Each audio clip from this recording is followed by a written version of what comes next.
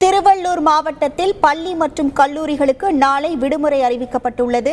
மழை பாதிப்பு எதிரொலி காரணமாக மாவட்ட ஆட்சியர் பிரபு சங்கர் இந்த அறிவிப்பை வெளியிட்டுள்ளார். திருவள்ளூர் மாவட்டத்தில் பள்ளி மற்றும் கல்லூரிகளுக்கு நாளை விடுமுறை அறிவிக்கப்பட்டுள்ளது.